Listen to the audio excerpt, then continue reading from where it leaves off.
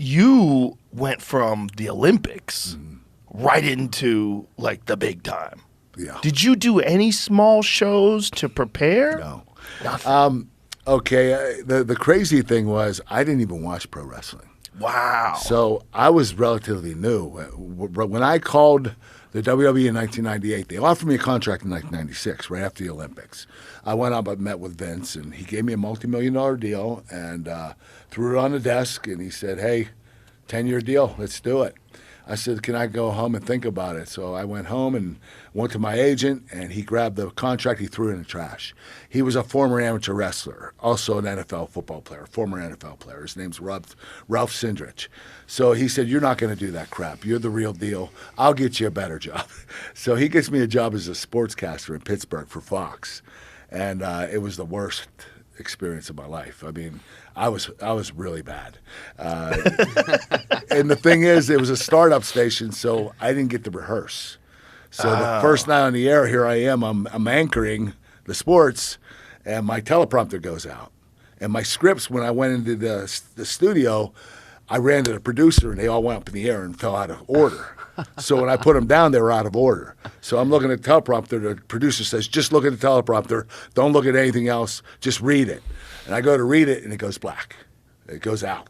Wow. And I'm just sitting there for like a minute. And the producer says, Kurt, say something. Say anything.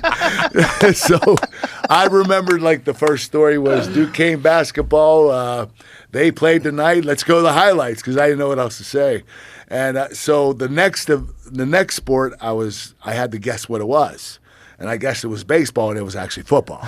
So the whole segment turned out to be a disaster. That was my first night on the air. You had a guess. And it didn't get any better. So anyway, so I spent a year there. So at the end of 1997, I started watching WWE, and I fell in love with a character named Stone Cold Steve Austin.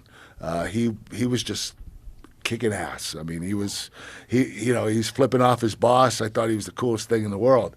And so I decided to call the WWE in early 1998, and I said, does that contract still stand from 1996? They said, no, but you can come up and try out. So I went up and tried out. After the first day, I picked up on it pretty quickly, so they gave me a contract, and I trained for about 7 months. And they literally, they had me training. The first 3 months was a week a month, where I just went up to WWE. I went into their studio, and I would train with a couple of wrestlers. And so I'd only do that 1 week a month for 3 months. And then the following 4 months, they sent me to Memphis, to a smaller territory down in Memphis. And I worked there for 4 months, where I did 1 TV a week for 4 months. And then Vince brought me up on the TV. I was only training for 7 months. I wasn't ready to be on TV. And he wanted me to go on TV at that point in time. So I was like, Vince, you want me to cut a promo tonight? I don't even know how to cut a promo. I didn't learn that down in Memphis. I did 1 or 2 promos in Memphis, and they were horrible. And now Vince wants me to cut a promo for 5 minutes.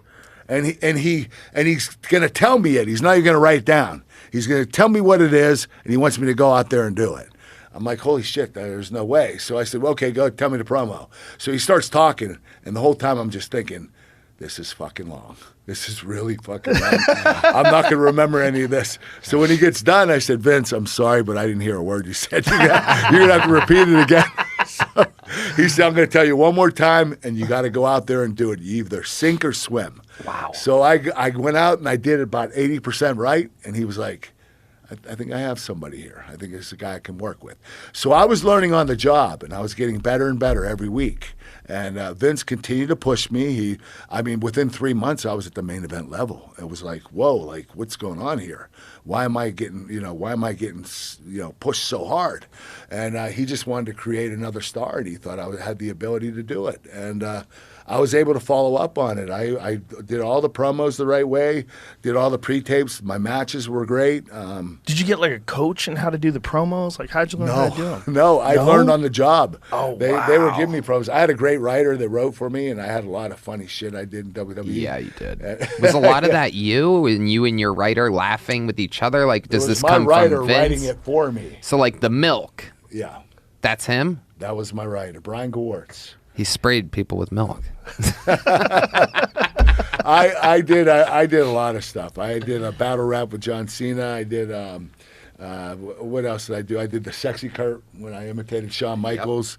There was like, I'll give you something that I did. For example, I was such an idiot. Like I always fucked up. So there was one night where I was supposed to wrestle Rey Mysterio.